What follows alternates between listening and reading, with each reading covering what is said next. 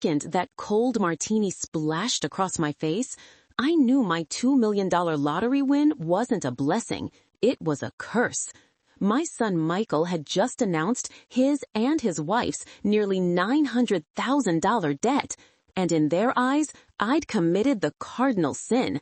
I said no. My name is Audrey Miller.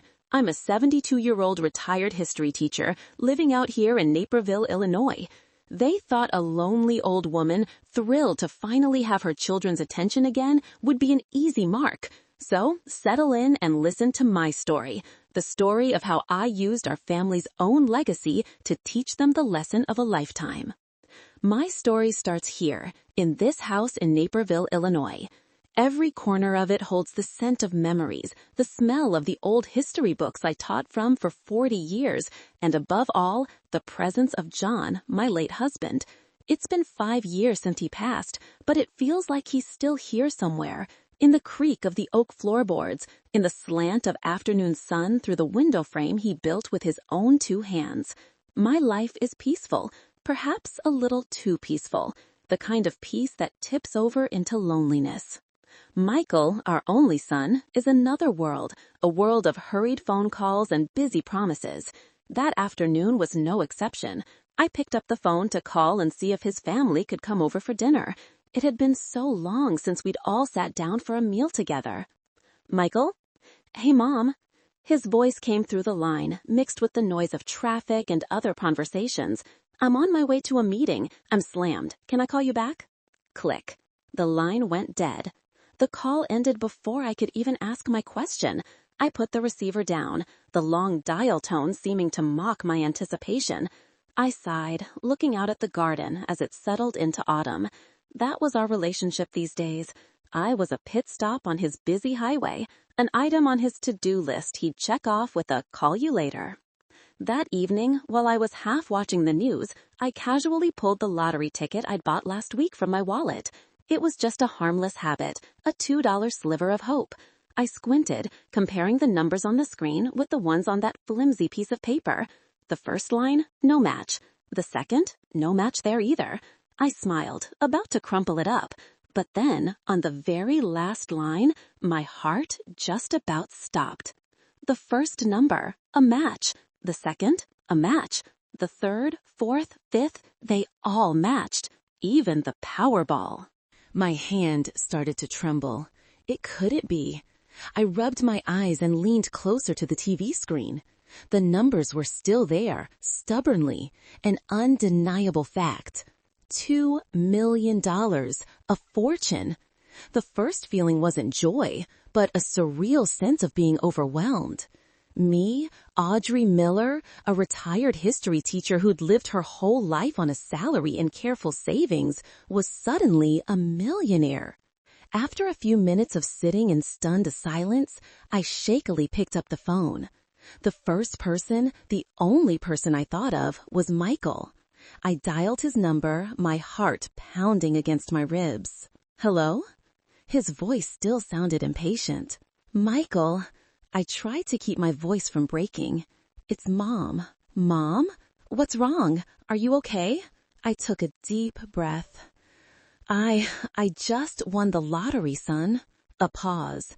Then I heard him speak, his voice full of skepticism. The lottery? How much? What, a few $100? $2 million, Michael. The silence on the other end was longer this time. I could hear him breathing. Then a completely different voice emerged, one I hadn't heard in a very long time, full of warmth and astonishment. Oh my God, Mom! Are you serious? For real? $2 million?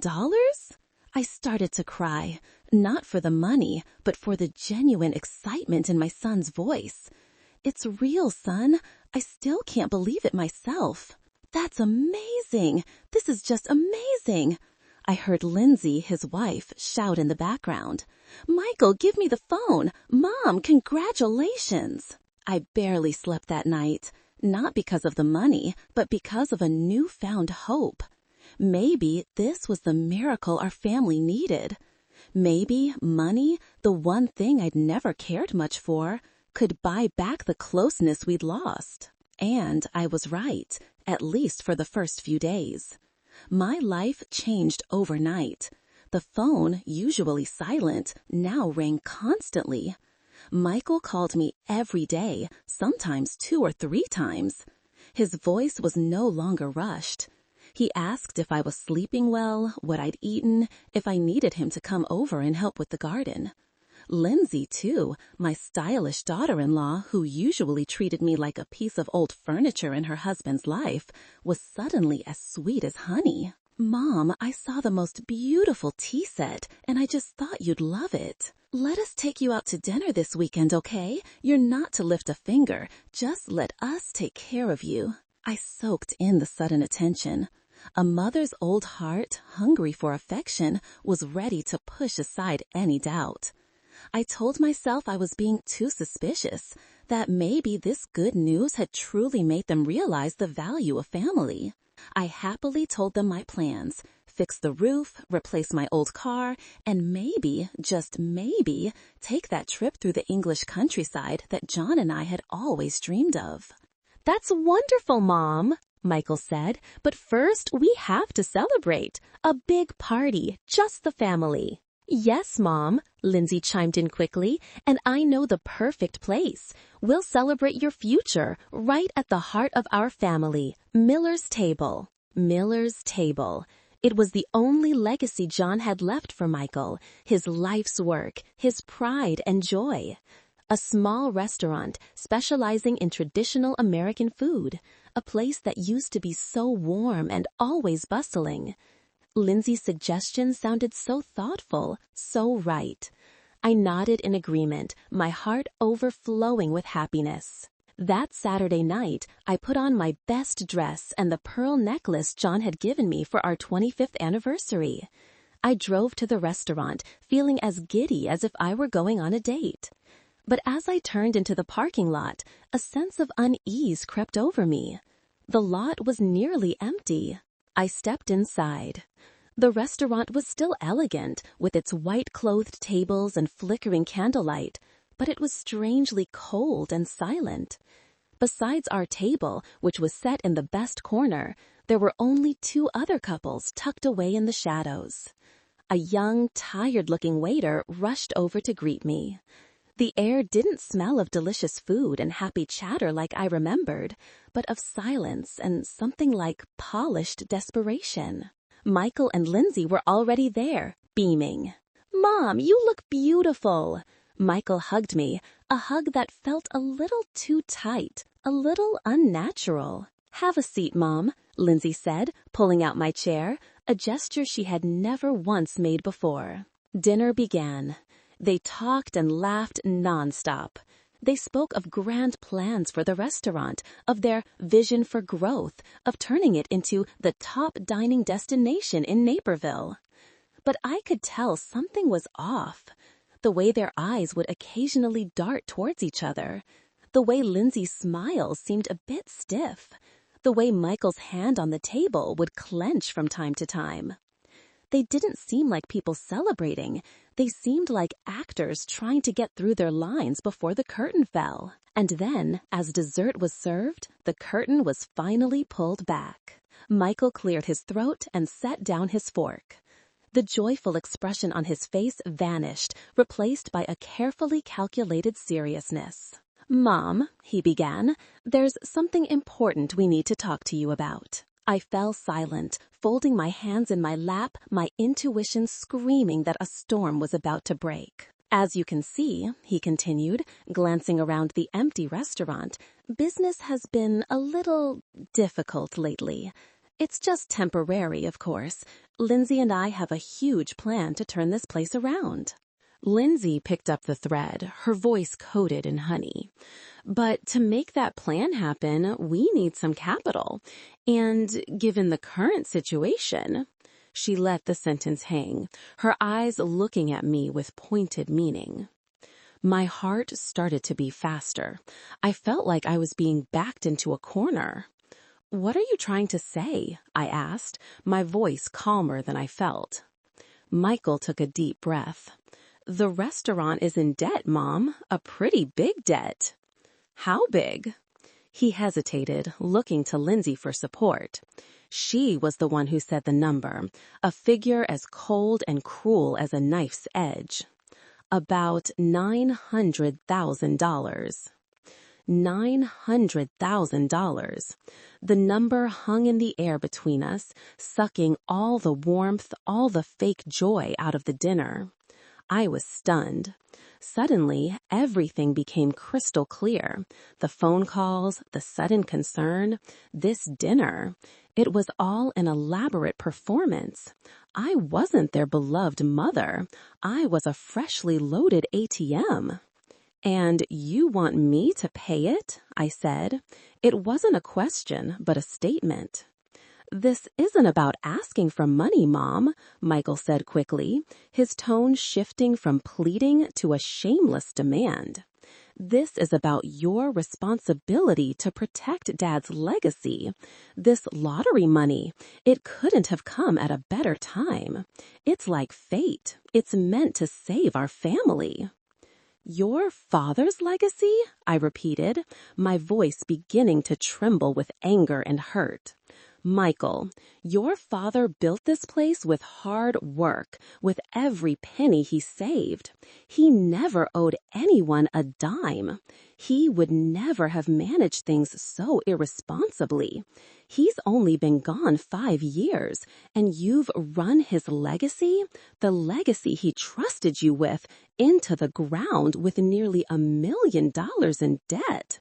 His legacy was about integrity, not something for you to strip mine." The truth in my words seemed to pierce Lindsay's composure. Her pretty face twisted in anger. "What do you know about business?" she hissed. And then, in one swift, deliberate motion, she picked up her martini glass and threw the contents right in my face. The cold, sticky liquid ran down my cheeks and onto my best dress. The smell of gin and olives filled my nostrils. I sat there, frozen, not from the shock of the act itself, but from the silence that came from my son. He just sat there, looking at me, with no word of defense, no move to stop her. He just watched me with the eyes of an accomplice. Then he slammed his hand on the table, the bang echoing in the silent restaurant. He leaned forward, his voice low and sharp, twisting the knife in my deepest wound. "You'd rather let Dad's dream die than help your own son. What would Dad think of you now?" That sentence hurt more than a slap. He was using my love for John, our most sacred memory, as a weapon against me. In that moment, something inside of me died. I slowly wiped the alcohol from my face, looking directly into the eyes of my son and daughter-in-law. The storm had arrived, and I knew I would not be the one to fall. I don't remember how I drove home that night. The familiar road seemed foreign, blurred through a haze of tears and rage. My best dress now reeked of sour, sticky martini, the same way my hope had been stained. When I walked into my empty house, I no longer felt John's warmth. Instead, the 4 walls seemed to press in on me, echoing Michael's cruel words. "What would Dad think of you now?" That question twisted like a knife in my heart. What would John think?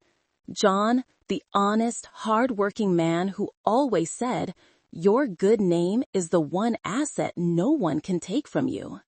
What would he think, seeing his only son use his legacy to justify greed and cowardice? The pain slowly cooled, hardening into a block of ice in my chest. It was rage, a rage that didn't scream but was silent and deadly. The next morning, I called my lawyer, Martha. She's also been my best friend for 30 years, a sharp woman with a short silver bob and eyes that never missed a detail. We met in her office, a stately room with floor-to-ceiling shelves filled with law books. I told Martha everything, leaving out no detail. from the fake affection to the martini splash and the final threat. Martha listened, her hands clasped, her face unreadable. When I finished, she was silent for a long moment, then looked me straight in the eye. "What are you going to do, Audrey? Are you going to give them the money to buy some peace?" "No," I answered, my voice firm. "I'm not giving them a single cent, but I won't let them destroy Miller's Table either. That was John's life's work." Martha smiled, a smile I knew meant a bold plan was forming. Good, because I have a much better idea. Don't give them a fish, Audrey. Buy their whole pond. And that's when our plan began. Martha explained that instead of just giving Michael and Lindsay money, I could use the lottery winnings to buy the restaurant's debts from its creditors. Legally, that would transform me from the mother being hounded for cash into my own son's biggest creditor. It wasn't just a defensive move, it was a counterattack. The next few days, I threw myself into action with a focus that surprised even me. I was no longer a sad old school teacher reminiscing about the past. I became an investor, a strategist. With Martha and a financial advisor she recommended, I began the process of a silent takeover. We contacted the banks, the suppliers, everyone to whom Miller's Table owed money. Most of them were thrilled at the offer to buy out the bad debt. For them, it was a way out. For me, it was another step deeper into enemy territory. With every signature on a debt transfer agreement, I felt a little stronger.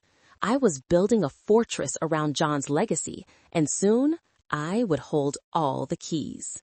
During this time, Michael and Lindsay called and texted constantly. At first, their words were sweet, feigning remorse. "Mom, I'm so sorry. I was just so stressed that night." "Lindsay feels terrible too, Mom. We were just desperate." When I didn't respond, their tone shifted to guilt-tripping. "Are you really going to abandon us? You're punishing us for one little mistake."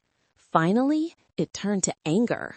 "You're so selfish. You don't deserve what Dad left behind."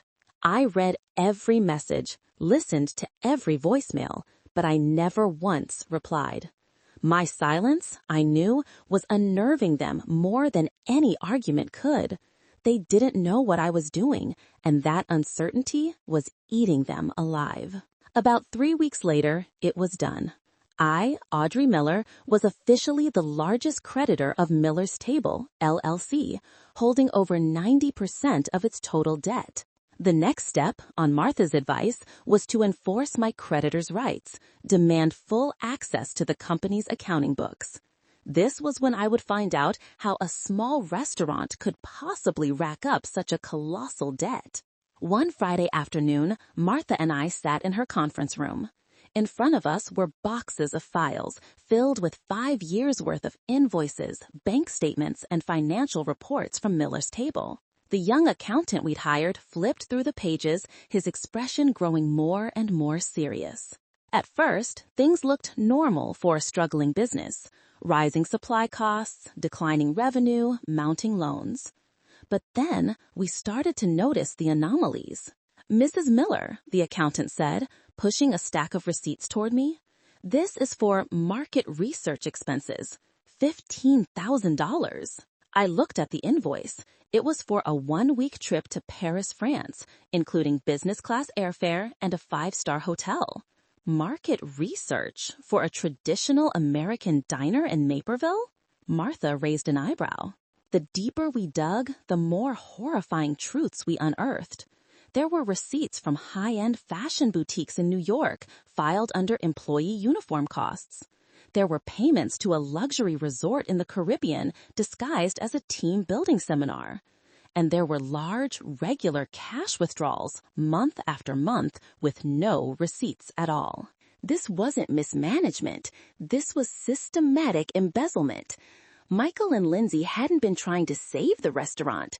They had turned it into their own personal piggy bank, gutting it mercilessly to fund their lavish, fraudulent lifestyle. The pain inside me was now mixed with an absolute disgust. They hadn't just insulted me, they were destroying their father's life's work, $1 at a time. And then we found it, a personal loan for $200,000, which Michael and Lindsay had taken out with a private finance company. The disturbing part was the collateral for that loan. It wasn't the restaurant. It was the house I was living in. My house, John's house. My hand trembled as I read the text. They had forged my signature. Years ago, while John was still alive, Michael had asked me to sign a few routine authorization papers to make managing the estate easier down the road. I, with the blind trust of a mother, had signed without reading them closely. They had used that trust to plant a ticking time bomb right under my feet. The loan was coming due, and if they defaulted, I would lose my home. Now I understood. They didn't just need money to save the restaurant. They needed money to save themselves from being exposed as frauds and to stop me from being kicked out of my own home. That martini in the face wasn't an act of spontaneous anger. It was an act of desperation when their perfect plan was at risk of falling apart. I leaned back in my chair, a chill running down my spine. Martha placed a hand on my shoulder. "Are you all right, Audrey?" I looked at her, and my eyes no longer held fear or pain. They held steel. "I'm fine, Martha," I said, my voice frighteningly calm. "Now I have everything I need. It's time to call a board meeting." My silence over the past few weeks had confused Michael and Lindsay, but the official letter from my lawyer sent them into a full-blown panic.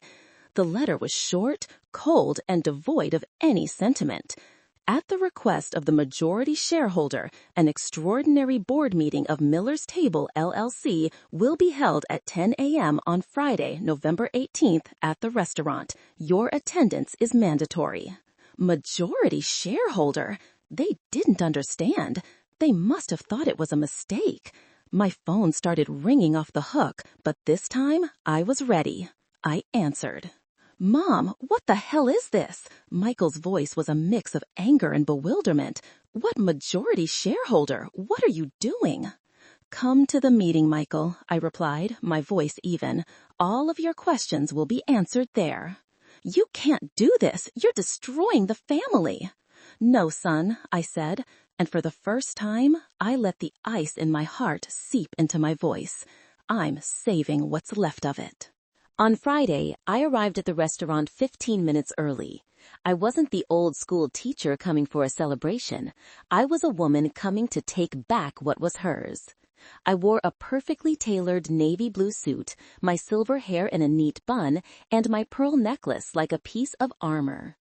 Martha was already there, along with two men in suits. One was the young accountant, the other a security guard Martha had discreetly hired. We sat in the restaurant's private dining room, the most formal one, where a large portrait of John hung, painted from a photo of him smiling on opening day. I chose the chair at the head of the table, directly beneath his portrait. Michael and Lindsay walked in, their faces a mixture of arrogance and anxiety. They thought this was a negotiation, that I had softened and called them here to state my terms. Lindsay even tried to flash a conciliatory smile. "Hi, Mom," she said, her voice sickly sweet. "I know we've had our misunderstandings, but—" Martha cut her off without a hint of ceremony. "Please, have a seat. We're beginning the meeting." Once they were seated across from me, Martha began. She didn't beat around the bush. "Pursuant to legal documents executed over the past 3 weeks," she said, her voice clear and sharp, "Mrs. Audrey Miller, through the acquisition and conversion of all secured and unsecured debts, is now the legal holder of 92% of the shares in Miller's Table, LLC. As such, she holds complete controlling interest in all company decisions." A heavy silence filled the room. I could see the color drain from Michael and Lindsay's faces.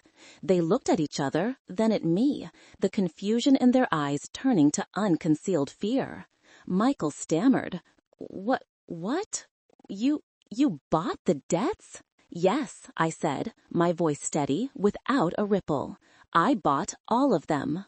Why? Lindsay blurted out, the sweetness in her voice gone, replaced by raw avarice. Why would you do that? Instead of helping us, you... Because I wanted to know the truth, I interrupted her, and I found it. That was my cue. I didn't raise my voice. I just quietly pushed stack after stack of files across the table toward them. Market research in Paris, Michael.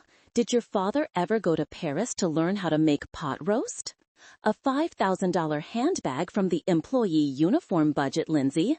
I don't recall the waitstaff wearing designer. I pushed over one file after another. The spa bills, the sports car rental receipts, the statements from vacations they told me were business trips. Their faces were pale, frozen. They couldn't speak, could only stare at the evidence of their deceit piling up before them. Finally, I pushed the last, most painful file across the table, the $200,000 loan agreement. And this, I said, my voice now trembling slightly, not from weakness, but from long-suppressed rage. You used my trust. You forged my signature to mortgage my home, your father's home. You were going to let me be thrown out on the street once you defaulted, weren't you? Michael couldn't look at me. He stared down at the table, his shoulders shaking. Lindsay, however, was different. In her eyes, fear had given way to pure hatred. I took a deep breath. It was time to end it. I will not allow you to continue destroying what your father built with his blood, sweat, and tears, I said, and my voice echoed in the quiet room.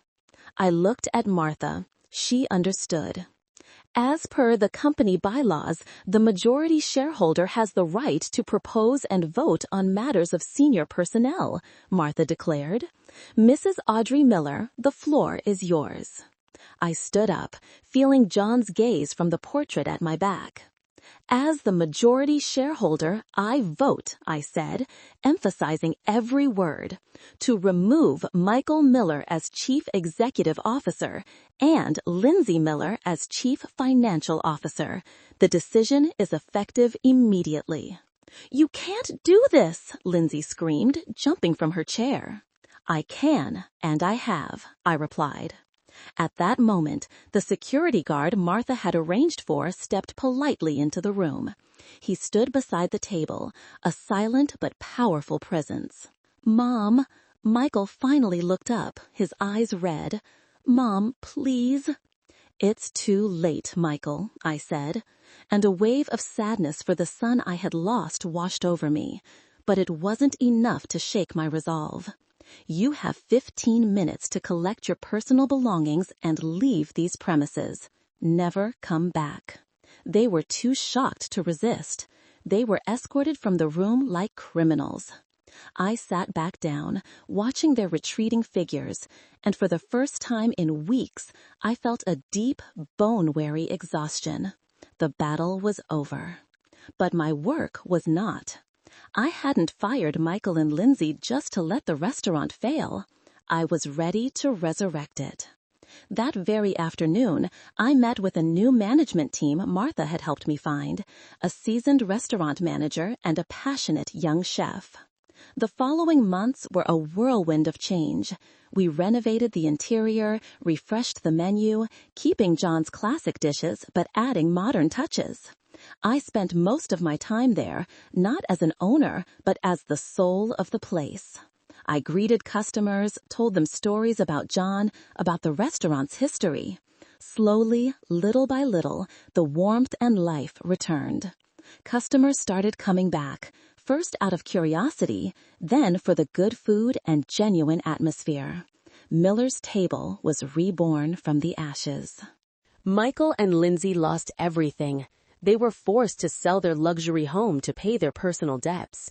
I did not press charges for fraud. That was my final act of mercy for my son. But their reputation in Naperville was ruined. They quietly left town, and I have not heard from them since.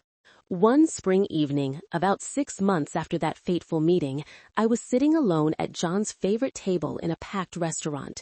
The sound of laughter, the clinking of silverware, the smell of wonderful food. This was John's true legacy. The manager brought me a letter that had just arrived. I recognized Michael's handwriting. I opened it. A few scrawled lines, full of weak apologies and self-pity. He wrote that he didn't understand how I could have been so cruel. I folded the letter, setting it aside without a flicker of emotion. He still didn't get it. He probably never would. I raised my wine glass, toasted John's portrait on the wall, and smiled. I wasn't being cruel. I was simply doing what he would have done. I was protecting our family's honor.